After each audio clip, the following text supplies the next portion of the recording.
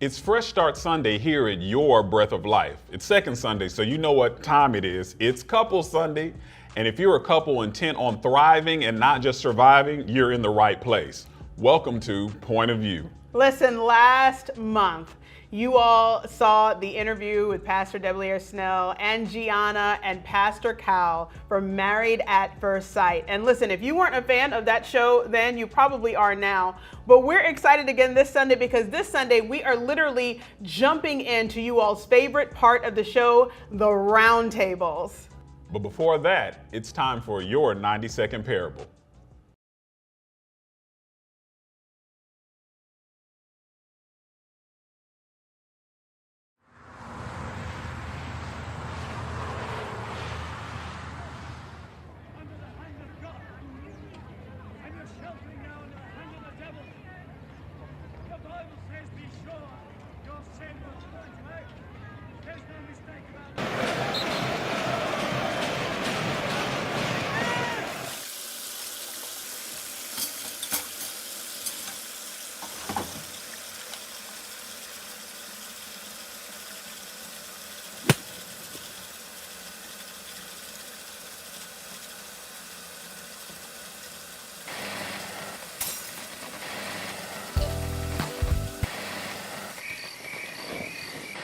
All right.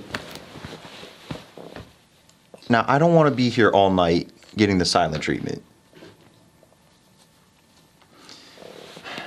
I know we've been married a couple of months now, and it's important that we hear each other out so that we can work through this. Come on, please. I guess we both said some things that we didn't really mean, and I didn't give you a chance to explain. You're right. I promise that I won't try and say or do anything to hurt your feelings. And I promise that I'll try to not overreact. I love you. I love you too.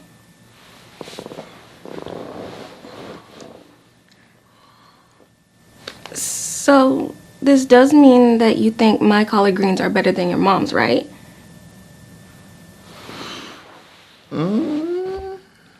Really? Mm-mm. No. Sleep on the couch.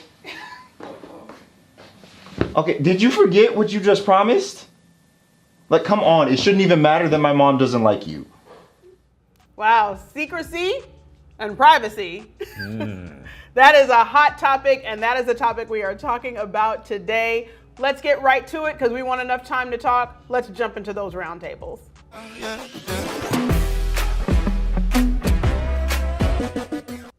It's another hot topic today, privacy versus secrecy. I have Mr. Jonathan Johnson with me here today and Pastor Deblier Snell, and we're gonna get right into it, folks. So you know my first question off the top, does the missus have that cell phone password? Definitely, she has the fingerprint. Has Gotta the make sure fingerprint. things are good. Yeah, she got the password. She might have chose the password. Yeah, but she definitely has the password. Yeah. All I'm saying is, if I die, the missus can get to the insurance papers, but she may have to lift up that eyebrow while I'm asleep to get all the way in. Yeah. So privacy versus secrecy. What does that mean for what's the difference, Pastor, between privacy and secrecy for just the average person? Yeah, so it's an interesting tension that I think a lot of folk deal with. I mean, because at the end of the day, even when you're married or you have a significant other, you still kind of have an expectation of some privacy. You know, at the end of the day, I want to be able to have my own meditations, my own thoughts. I want to be able to process some things. And, you know, all of us, even when we get married, we disclose kind of at our own pace.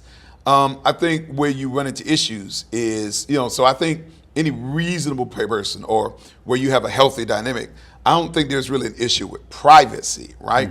But I think that one of the things that's a sore spot, I see it in counseling, you see it in culture, is when one partner feels like there are parts of their partner's world that they don't have access to, as if it's being guarded, i.e. whether it's information, whether it's financial, access to certain portals like social media, phones, that's where you tend to kind of run into issues. And so I think there's a reasonable expectation of privacy, but I think secrecy kind of builds a wall that kind of displaces trust. So with that expectation, do you think that expectation changes from dating to marriage? Mm-hmm. You know, maybe for our newlyweds. I'm newly He's got the baptized. newlywed anointing still upon him. Newlywed, he's fresh in this thing. Wet all the way behind the ears, Yeah. all the way. I think it does carry from dating, especially that trust that we were talking about. It has to be established early on. If it's not established early on, it's going to be a hard process, especially when getting into marriage. Right. Because one thing I guess I'm learning now is that that marriage is not a cakewalk. It's not not a at all. cakewalk. I'm 3 months in, but I'm really discovering. Congratulations. Yeah. Some people don't even make it that long. No, they don't. Yeah. And I'm looking at my parents; they're over 50 years, and I'm Yeah. like, Lord have mercy. How did they get 50? Bless the Lord. But the thing is, I'm also learning from them as well. Is that after 50 years, they're still learning how to navigate the waters of trust and communication and all those things as well, and just getting to that level. It's not something that you learn immediately right away. It's something that you have to take your time in the process of just trusting each other. Gotcha. But if I could jump in, I think one of the things, though, I do think you need to make a distinction. But I think the expectations in terms of access that an unmarried couple has, they don't have all the rights and privileges and latitude that a wife or a husband has. So I think that, there's still a separation. Most cases, you live in separate spaces. Your bills are separated. You have not made a covenant of permanence.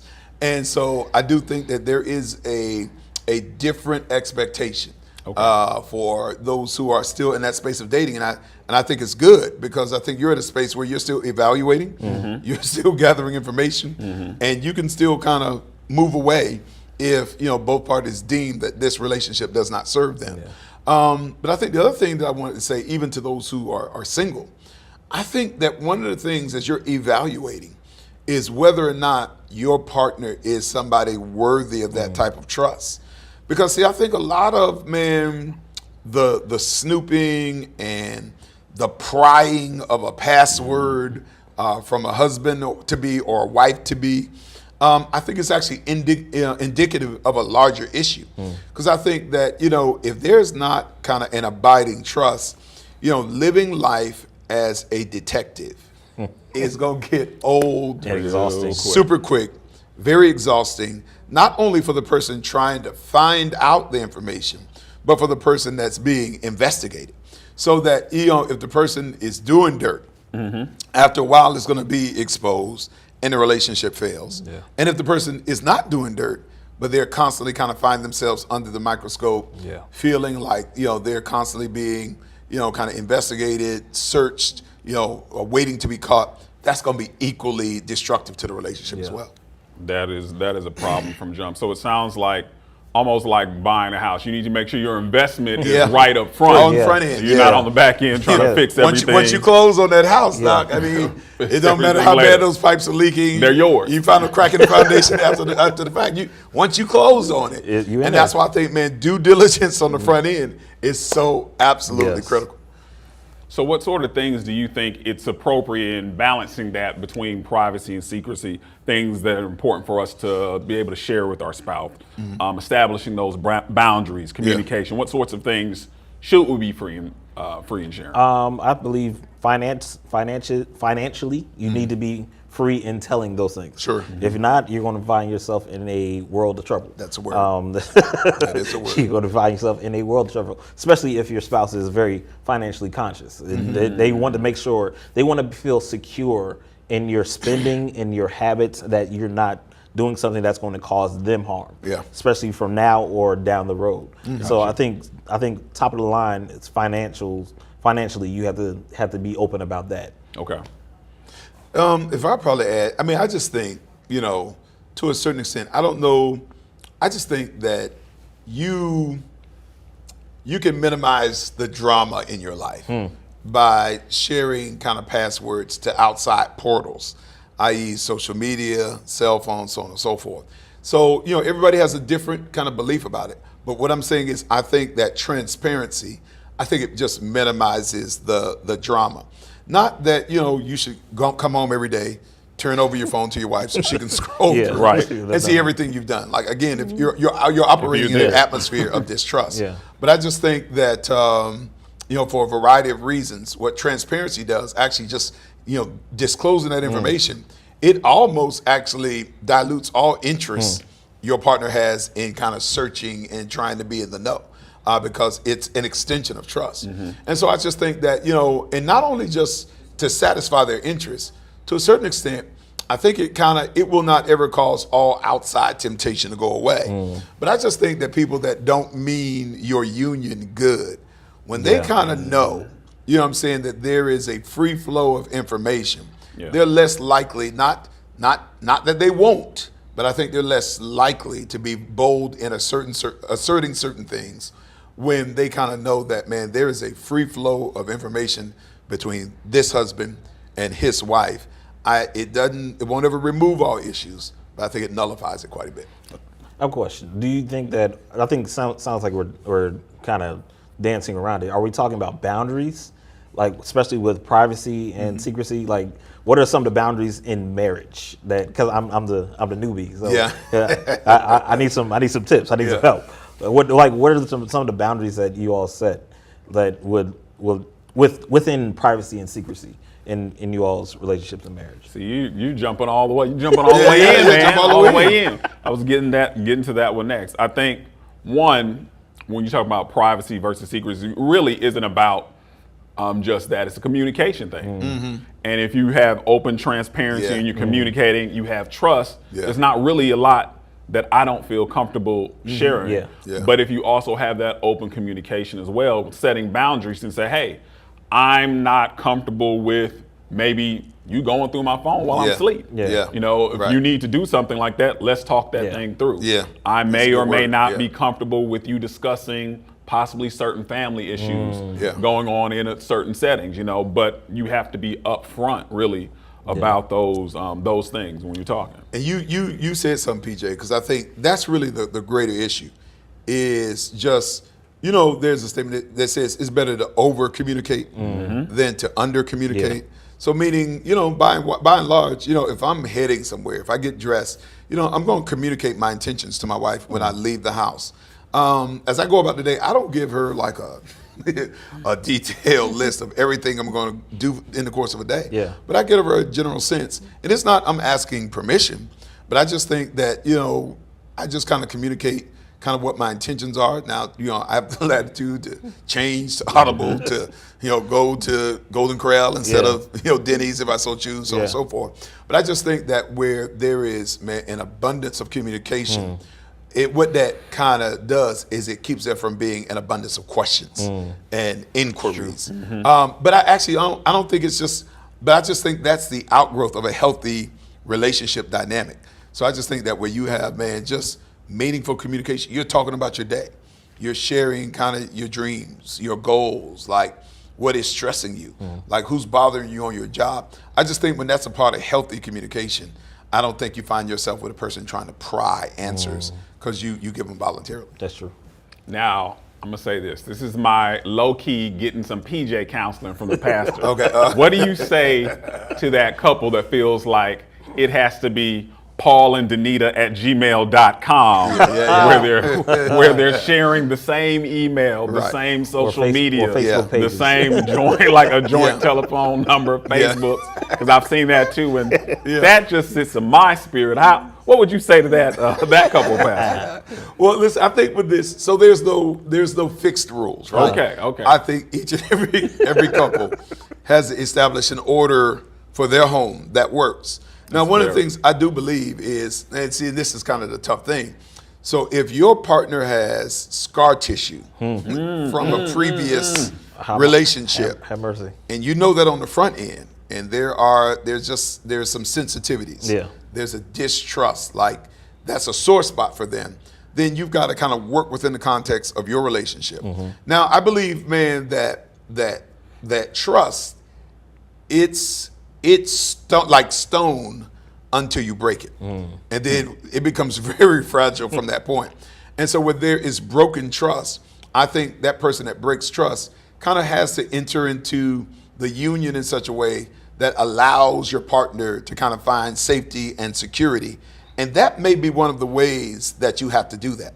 But I think that, to your larger point, I just think it needs to be mutually agreed upon. Yeah. Right. I think both parties ought to enter into that agreement Right. enthusiastically.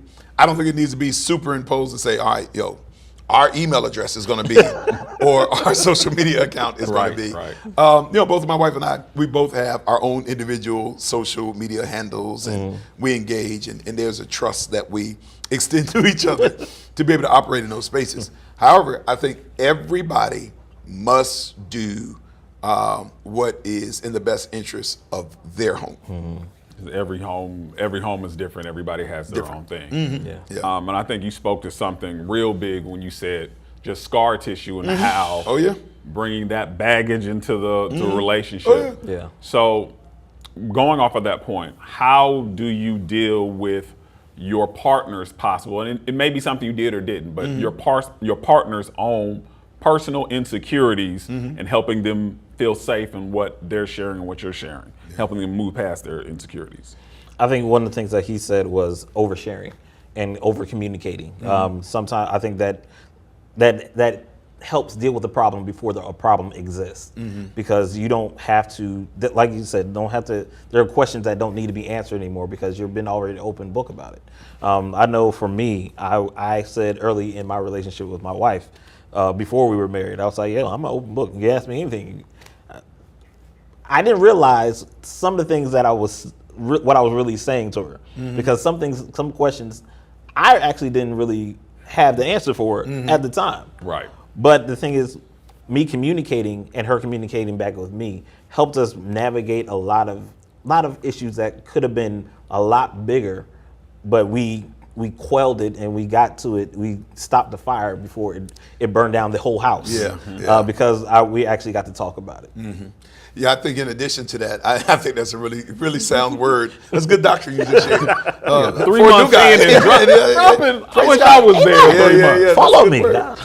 In addition, I just think that, one of the things I think we all have to do, because I think what we tend to do is say, all right, this person is insecure, that person isn't. The truth is, everybody has insecurities. Yes. So in some way, shape, or form, everybody's helping their partner work through various and sundry insecurities. So I think, just some practical ways of doing that is just through a consistent stream of affirmation, not in a fake plastic way, but I think when you affirm your partner, that's a way of kind of building them up. And I think reassurance. I think, verbalizing your commitment to the relationship, your commitment to that person, that partner. I think, those are ways. So I think that even, as opposed to just giving passwords and giving keys to apartments and all that kind of stuff. No, I think if you do kind of those things that operate beneath the surface, building, reassuring, kind of letting them know I'm all in, come what may. I think that salts away a lot of those suspicions and uncertainties, and it kind of satisfies that paranoid voice that says something is amiss, especially when there may not be anything that is amiss. I think the other thing that I want to just kind of, really throw in there is, really maybe if there's like a young husband, who's really struggling with this idea, you feel like, man, your wife is trying to control your movements, your time, where you come, where you go. I think there's a principle. So I don't think a wife wants to control I don't think a wife's goal is to be controlling. Now, there may be some husbands that are disagreeing with this right now. But I think there's an underlying issue. I just don't think your wife wants to be second or third. I just don't think she wants to be fifth or sixth. Yeah. But I think that if you invest that time and she gets the first fruits and she's prioritized, she's going to release you to do what you need to do at work, or to have social time with friends, or to have healthy interactions outside of the home. But she just can't get the leftovers. Yeah. She got to get the first fruits. Yes. You give the leftovers to the boys or to the crew. Right. I just think it's more a priority as opposed to man, I've got to completely shut down my whole life now that I'm married. It's just about priority. And that the trust priorities, I agree. One of the other things often I hear ladies say, and it's maybe jumping into their thing, I'll hear ladies say, hey, you got to keep some stuff to yourself because you don't know what'll happen. You need to have your own account. He doesn't need to know this because of whatever reasons, and touching on that. What would you say to like a person you're trying to, I don't want to say convince, but you're trying to say, hey, you're in a safe place and you can trust me with that part of your heart. What would you say to that person? For me, I would say actions speak louder than words. Whatever you're doing on a daily basis and being consistent with it, it speaks louder than what you're actually saying through your mouth. For me, I know something that I've been doing is getting my wife flowers, being consistent in getting her flowers. So every month I'm praying that I can stay consistent. How you started, how you finished, though. Exactly. It's just get it. And it's gonna be trouble if you don't stay Exactly. Set that bar high. Hey, I try to. love it. The thing is, I try to set the bar high also because I want to put pressure on myself to try to see if I can outdo myself from the last time. So I keep on going and try and find different ways just to keep her on her toes and surprise her and keep her happy. Love that. That's a good just word. trying to find different things to do just to reassure her, to make sure any kind of insecurities that she may have or that I have produced, that those things are pushed to the side or taken away and stripped down because all my actions are speaking louder than what I'm saying on a consistent basis. Yeah. I just think too, I just think it's hard to plan for success and failure at the same time. I just think that, you have to kind of go into marriage to a certain extent without a parachute that says, if we rise, we rise together. Yeah. And if we fall, we fall together. Because there's just something about, and I think you could attest to this, PJ. You've been married a little longer than 3 months. A little longer. But there are going to be circumstances that suggest, man, I got to hit this eject button. Yeah. I got to pull this parachute. And it may not be parachute time. It's just turbulence. It's just turbulence. You got to maneuver through it. And so I know there may be people that have kind of varying and differing points, passionately differing points of view relative to this. But I just don't know that you can plan for ultimate success and ultimate failure at the same time. I think you got to choose a lane. So as we close this out, I love the words and everything everyone was saying. One thought to share on this subject to our brothers and sisters new into this thing. Something I'm learning and want to continue learning is over communicate. Over communicate. Just a quick word to the ladies.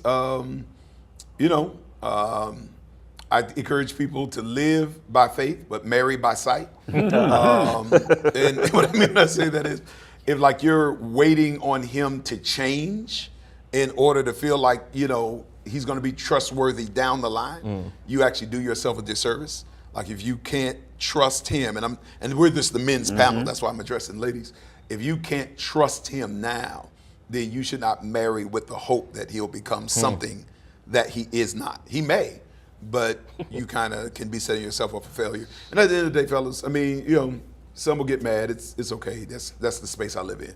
It's just you're realizing, just walk above board. Like just handle your business, do man things, and then you don't have to do all the hiding, the sneaking, all that kind of stuff. Just walk in the light, as he is in the light. Yeah, that's the word. That's the word. Well, we're going to end on that word. Thank you for coming in and sharing with us. We appreciate you, and we can't wait to see you all again on Point of View.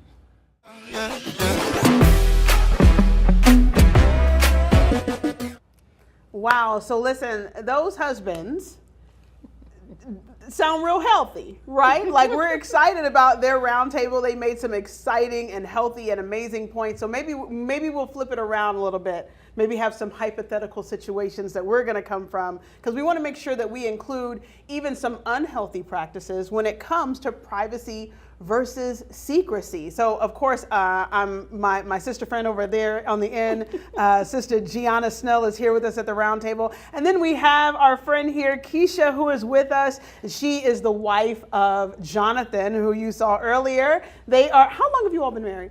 3 months. That's 3 months. That is like really exciting. So we are excited about that. So listen, one of my favorite songs by PJ Morton is called I Don't Want to Go Through Your Phone. And the gist of the song is basically like, I don't want to go through any of your stuff that is password related. I'm paraphrasing here. Because I will find what I'm looking for. So if I don't go looking, then I won't find it and I can remain happy and blissful. What is your, and I think I'll start with Gianna, what is your, like, how do you feel about something like that? Like when somebody's just like, I'm not gonna look at all, I'm not gonna ask at all, because if I do look, what I'm worried about will be there. Wow. That's definitely a unique take. I guess on one side of it, I'm like, okay, that's good. That means you are in a good, healthy space, but then you're saying that you don't want to look because you know you're going to find what you're looking for, and that's not healthy. That's not healthy. That's distrust. That's something that, you know, is showing that you have some things that y'all need to talk about and deal with. So I don't know. I just feel like that's real. I feel like there are a lot of people who are in that situation who are just like, I don't even want to know. I know, but I don't want to know. I'm not ready to face that. I'm not ready to acknowledge what I know is going on. And I just feel like that's toxic and just really unhealthy. Like, you need to know what's going on. You need to be able to trust your partner. You need to be able to communicate freely. And if you can't do that, you're not in a relationship. Like, Yeah, what are we absolutely. dealing with here? Absolutely. I couldn't do it. Yeah, so what do you think, and this is one of those heavy hitting questions, Keisha, for you, what's more damaging, the paranoia of thinking that you always need to check, or the active checking constantly to see if your suspicions are correct? You know, I think they're both really damaging, actually. But the active checking is because you're constantly going to find what you're looking for, like she just said, you know. So I would say, but you know, the paranoia of not knowing and constantly thinking there's something there, you know, your mind is just crazy either way. You're just all over the place either way. So they're both, I would say, equally damaging. Yeah, and we may have some newlyweds out there, or maybe some I can't call them oldie weds, I guess, but some people that have been married a long time, where they will say they will, you know, almost brag like, oh, I don't do that, but they're constantly thinking, you know, maybe if I did, that something is in there. If you know, I'm not checking, because if I do check, something will be in there. So you know, the husbands kind of discussed the over communication piece, like you know, you talk about, you know, everything. I want to kind of talk to those non-communicators that are just like, you know, it's none of my business. You know, it's not my husband's business. It's not my wife's business. You know, what do you say to a person that feels like, you know, where everything should be private? You know, they come into a relationship, especially if they're older, and the relationship is very new, and I'm talking marriage specifically. What do you say to a person who's just like, you know, hey, I'm my own person. I was private before you married me, and I'm private now? Well, I think the premise of this discussion is privacy versus secrecy. So there's an amount of healthy privacy that we all need, privacy around our boundaries, our hygiene, and different things like that. But then when you talk about secrecy, and I'm keeping secrets, and I am doing that, obviously whenever you're keeping a secret, like there's a motive of deception, there's like an unhealthy motive even, if you're like, oh, I need to keep this secret. And so I just think we have to start there and just say, are you being secretive and you're just not telling anything? If so, that's something that you need to examine and find out why it is that you feel the need to keep secrets. Is that causing damage to your partner, to their level of security, to the foundation and health of your relationship? If it is, you got to change. Like, it doesn't matter how you came in. We've all learned, like, we have to grow and evolve and do what makes our relationship healthy, not just what feels good to us. Like, we have to make the other person feel comfortable. And if there are questions, if there are insecurities, we have to be open to allowing the other person into our space and being open about it. Absolutely. What about you, Keisha? What do you think? I agree. You know, secrecy is completely detrimental to a marriage. There's no health if you have to feel like you have to keep something from your partner. What are you keeping and why? And you have to reevaluate if that's really the relationship that's for you. So privacy, I agree. There is a healthy, you know, boundary of privacy, but secrecy is a whole nother thing. So what's interesting to me is that I remember on my wedding day, I had an older woman approach me, and she put this gift in my hand, and she said to me, she said, "Now this gift is for you," and it was money. It was a significant amount of money, and she said, "Now, don't tell your husband that you have this." She was just like, because a woman always needs to be able to have something that her husband doesn't ever know about. I was so taken aback by her, like on my wedding day, right? And so we find that there is a generation of women where they're just like, there's that rainy day fund that their husbands don't know about, or there's that little piece of themselves that maybe is not necessarily good to keep, but they're coming from a generation where they felt like it was safer, to do that. Did either one of you have those experiences with maybe that senior generation? They were just like, now look, when you get married, did you get that advice a few months ago when you got married? I did not. I think my parents and anyone who was older than me always said, make sure you're open, make sure you're honest, make sure your husband is aware, because secrets are detrimental. So it's like no one ever came to me to say, don't tell them. If they did anything, for example, we were invited to a lunch, and I was like, sure, we'll come. She was like, no, ask your husband. I was like, okay, well, let me ask my husband. She was enforcing, you need to have that open communication with your husband. So I definitely agree that secrets are not good. Yeah. What about you, Gianna? Was that some advice that you may have gotten from, and we don't have to out the saint that did it, but did you get that weird advice, at least in the beginning or maybe in the courting part? Absolutely, I did. And I think there were times where people were like, yes, this is a secret. And then there's other people who are like, this is just for you, because there's a temptation to just go take that and spend it on the kids or spend it on your husband. They're like, I want you to spend this on you. Yeah. But there's a difference between That. keep this a secret, Absolutely. that's a little different. But I have gotten that advice, and I think sometimes we have to put ourselves in the other foot of the other person and saying, would I want him keeping a secret stash or a secret, Absolutely. Thing under the mattress like that I don't know about? And sometimes we're having, financial issues, or we're having something that we're working toward, and then you find out there's this lump sum that you've been holding out that I don't know about. Is that going to be something you're comfortable with? So I think it has to be, if that's the way you're going to move, you got to be comfortable with that being on the other foot and saying, I'm okay with him having his stash. And I know people like that who are like, we have our separate accounts, we have our joint accounts. I don't ask him what's it, and that's how and if that's what you agree to, that's fine. But I just think we have to know that if we're okay with secrets on our side, we got to be okay with secrets on the other side. And that's just, I don't know. No, that's fair, because I think, we have to admit sometimes that we, a lot of times will demand something from the people that we're married to, but we're not okay with Absolutely. them doing that to us, right? Right, It's like, right. no, that's not fair. Like, wait, but you do that? You do that. Right. I want to know what all you got. Right. I ain't telling you. Don't you pick all up of my phone. Right. But let me see your phone. Exactly. Yeah. And that's not fair. That is That's not fair. It has to go both ways. There has to be that compromise, that open communication like we talked about, and it's just something that we have to work through instead of just trying to put it all on one person.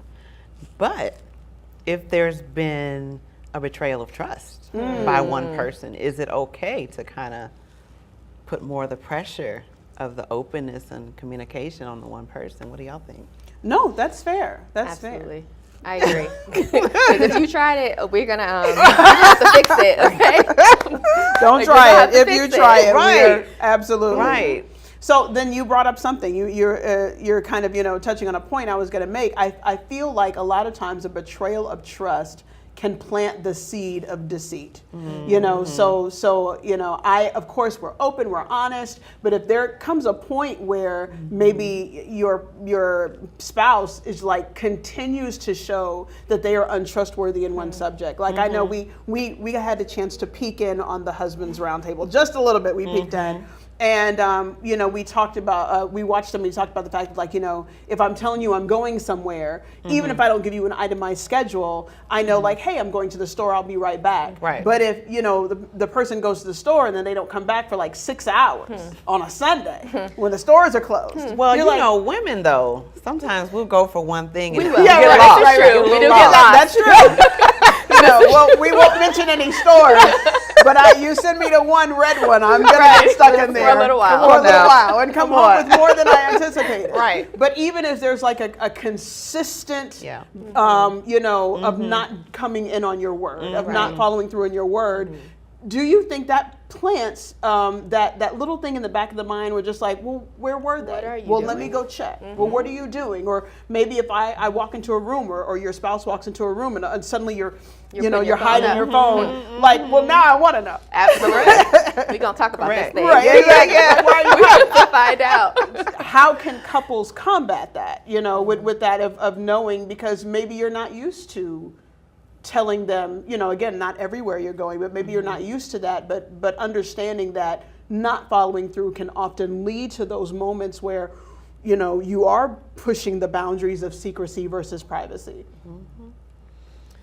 Yeah, that's tough. But again, you have to be flexible and willing to be open. If there are questions and you're showing this repeated habit of, you know, being gone for 6 hours just to one store, Right. or you're hiding your phone, or when I walk into the room, you're like, oh, you know, no, like you said, we got to talk. Absolutely. We got to figure out what this thing is. That's right. And we got to have an open and honest communication. And we have to be able to answer those questions. We have to be, like the husband said, we have to over communicate if you get hung up or something. But if you're consistently doing that, then we have a deeper issue that we got to address. Like, it just has to happen. Correct. And that's the healthy way of dealing with it, right? Because what is unhealthy is me prying your eyes open and holding your phone So I can that get in it. right, so Right. so the facial Or I'm following right. you when you're going to Target Right. or Right. And I'm Superstore. in the and car I'm- behind you waving. Right, like right? that's not. And some we people can't do keep that up. Yeah. but that's damaging to the individual that that's it's got to be exhausting, Yeah, right? To doing that, don't absolutely. you think? When you're Absolutely. having to almost follow, you know, that person in checking. Absolutely. I mean, I feel like the first time we have a conversation, babe, you were going to that store, right? 6 hours is a little long, right? And then we have that conversation. I initiate the process of starting the communication on that issue that could be. And then if it continues, now we really have a bigger problem. But if we can communicate through it, because if they're over communicating, then we're not going to have that issue anymore. So, Absolutely, absolutely. I think there are certain people that feel like that's how relationships are, and that I'm supposed to be a detective, and that I should just, this is what it's supposed to be. You're supposed to spy on your man, follow him, check his, like, is that normal? Is that, you know, something that we're supposed to espouse? Or should there be the objective to say, I'm looking for someone I can trust. I'm looking for someone who will communicate and who I can be free with, instead of being bound into this space of being a detective. But I read this quote where they were saying some people prefer to be a detective than to leave the relationship and acknowledge, like, this isn't healthy, this isn't normal. And I just want to speak to somebody out there who needs to know that it's okay to say this level of deceit and mistrust is not healthy. Let me find someone that I can trust. Let me wait for the one who will treasure me, who will communicate with me, who will let me know what's going on, because that's just not a healthy way of being in a relationship. That's and right. there is a better way to do it. That's right. Absolutely, absolutely. So I'm sure maybe some of us have experienced some relationships where maybe before we got married or before we found the right one, that we may have kicked ourselves because we weren't as investigative as we should have been, right? And so a lot of times we'll find, especially women, we're really bad about carrying that really nice designer baggage to the next relationship, right? And we begin looking and saying, well, because I'm having to do this because my last, my last partner or my last boyfriend or, whatever. Even if you have a person that's in their second marriage, my last husband or my last wife. And like you just said, we have to acknowledge the fact that that is the baggage that we're carrying. What are some things maybe that, even if it wasn't in your last bad relationship, that you ended up having to check yourself because you recognize that there was a huge difference between, not leading to the moment where you had to pick up the phone or go through the email? I think it really just starts with trusting yourself, trusting who you chose, and knowing that they're different. Because it's easy to get caught up in, oh, well, my ex did this or my ex did that, and so let me make sure that you're not like him. But I think, because, I want to make sure. But, I think it gets, you have to come to a point where you really trust who you chose and you have that faith that you know who they are, and you just go from there. I love that. I love that. Yeah, I think we have to make sure that we're healing our wounds before we jump into the next thing, because sometimes we're just like, oh, okay, fine, I'm gonna find me somebody new tomorrow. And then it's like, but have we addressed some of those wounds that were really painful? And sometimes I think we have to focus on our wholeness, our wellness, and say, let me deal with these wounds so that I go into the next relationship honoring and treasuring this relationship and not comparing it to or bringing that baggage. So I think we have to focus on our wholeness, and I think when we do that, we will attract another whole being, so that we can together rise instead of me trying to use someone else to fill a hole or fill some brokenness that a person can't feel that. Like, that's too much weight for anybody to carry. So we got to go in whole. We got to go in healed. Not that we're going to be perfect, but that we've said, I've taken the time to do my work so that I can go in with a fresh perspective. I love that. I love that because a lot of times that's what we're missing, or that's what a lot of relationships are missing.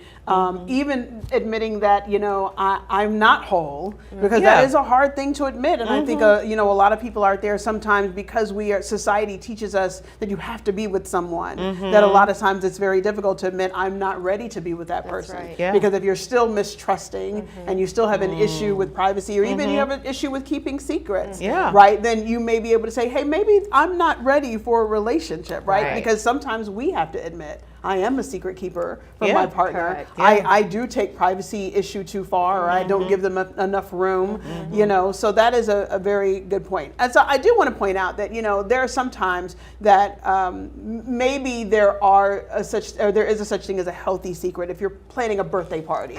Right? Christmas presents. We're not saying that, you have to tell, well, this is what I got you for Christmas, and because we're not saying that. So we don't want anybody to walk away from here saying, oh, I have to tell you everything, and you're ruining 20th anniversary parties, So there are healthy secrets. Absolutely. There are times where, we need to keep that secret. We need to honor that thing and plan things and do things that are going to make our spouse smile or our partner smile.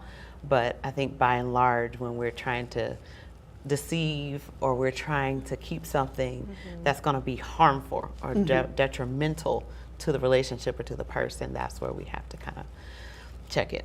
Absolutely, absolutely. And then we also have to be careful of who we share those secrets with and who we allow into that privacy. What do you think? No, I'm 100% with you on that. Close your mouth. Stop telling everybody everything. Yes. Like, that's not for the world to know. Like, keep it to yourself. And tell your spouse, and that's it. That's it. Because I think a lot of people don't realize that. Listen, we could go on and on. I love this topic because it's so, it's so important to newlyweds, to people who've been married for a while, like Gianna and myself, people that are seeking to get married. You want to kind of take stock in what it is you believe, what it is you think. Maybe you kind of need to rebuild from the inside. Maybe you got to talk to some healthy married people. We got 3 right here that you could kind of discuss that with. We saw some healthy husbands earlier, but we definitely want you to have the takeaway that It's okay to have a certain level of boundaries,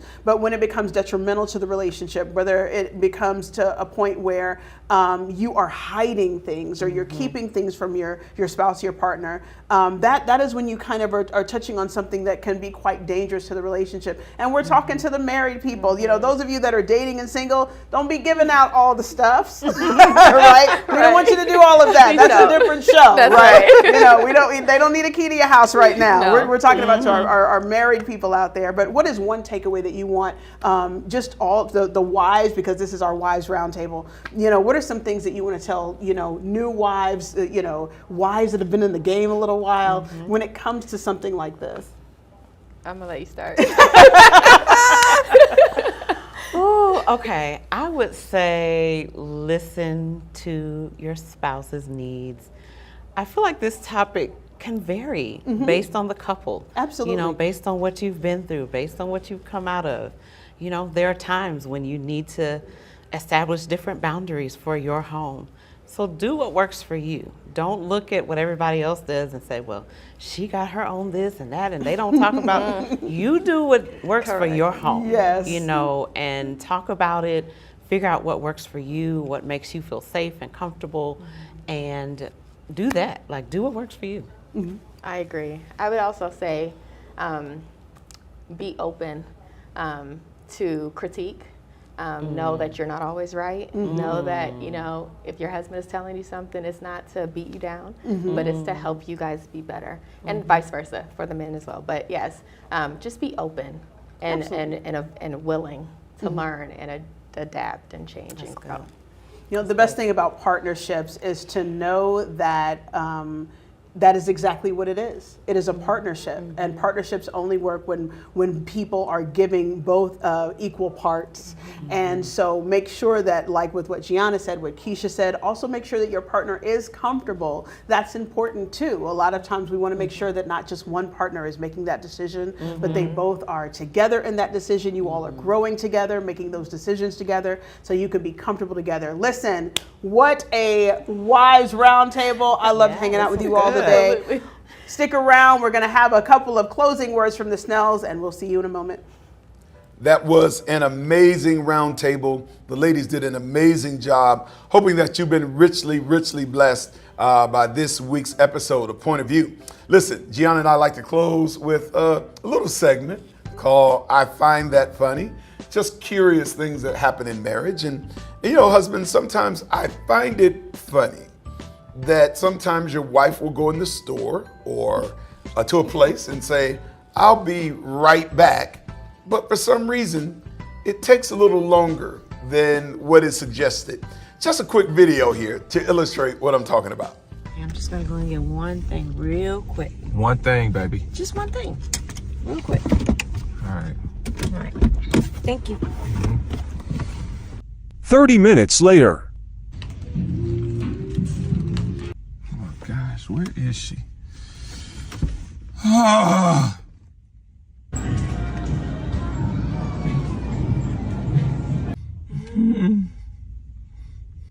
50 minutes later.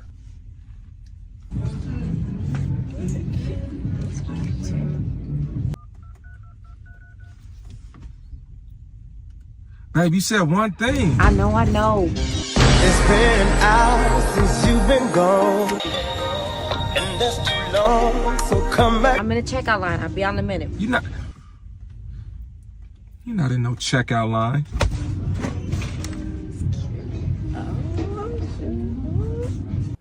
Yeah, fellas, I think you all can resonate. I think every husband has been there when the wife said, yeah, I'm just going to run in and right back out. But, babe, just help me to understand. Why can't you just say, I'm going to be an hour? That way I can adjust my expectations. Why not just say that? Like, why the trickeration? Listen, we know y'all not gonna give us an hour. You know, we go in, y'all are already impatient. You don't want to wait. And so we just tell you a minute just so that we can just, you know, run in.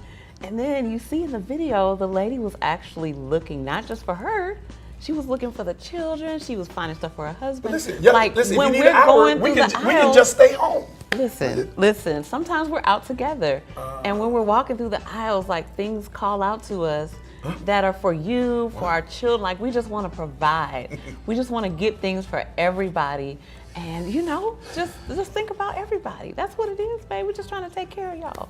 Okay. I get it. I just find it funny. That's it. I just find it funny. That's it. But now you know, right? When I say I'll be back in a minute, or I'm just getting one thing, you already know. Oh, right? I do. Yeah. We don't deal with this. I bring my phone, bring a device. Have get comfortable. Get comfortable. Yeah, that's it. I just find it funny. That's it. Listen, I pray that you all were richly blessed by this week's version of Point of View. And listen, do me a favor. If this helped you in any way, this was a fruitful dialogue, hit that share button, copy the link to send it to somebody that they might be blessed as well. And then we ask for your continued prayers. For us here with Breath of Life, our goal is to constantly diversify our content to continue to bring hope, encouragement, and instruction to the masses. And there's a very specific way that you can help. Coming up on the screen are some ways that you can become a financial partner with Breath of Life. Whether you want to give a one-time gift today or whether you want to give on a weekly or monthly basis, these are some ways you can do that. You can give online at www.breathoflife.tv. You can give by mail at P.O. Box 5960, Huntsville, Alabama 35814. You can give by phone at 256-929-6460, Monday through Friday after 9 when our office opens up. Or you can text the phrase "Give to BOLTV" to the number 1-888-364-GIVE, or the easiest way, Cash App, $breathoflife.tv, $breathoflife.tv. Again, everything you give, we sow it right back into the ministry so that we can continue to diversify our content in ways that bless you as a spouse, as an entrepreneur, as a budding Christian. And we have some things that are going to be a blessing to your kids in the very near future. So we're going to get ready to wrap it up. Gianna, any closing words you want to share with the folks? No, just excited. I'm thankful for the conversation we had. We had some good conversation, and we can't wait to see you next time. God bless. We're going to kick it back to PJ and Danita at this time. Well, we hope you enjoyed this, and we'll be here every second Sunday for the Point of View show. But listen, share with your friends, share this show. How do they feel about privacy versus secrecy? And listen, comment with your significant other. If you're single, it doesn't matter. We want to hear from you. Stick around next Sunday as we have the Scripture Lab, of course, with Pastor Deblier Snell. And until next second Sunday, we'll see you on the Point of View show here at your Breath of Life. Yeah.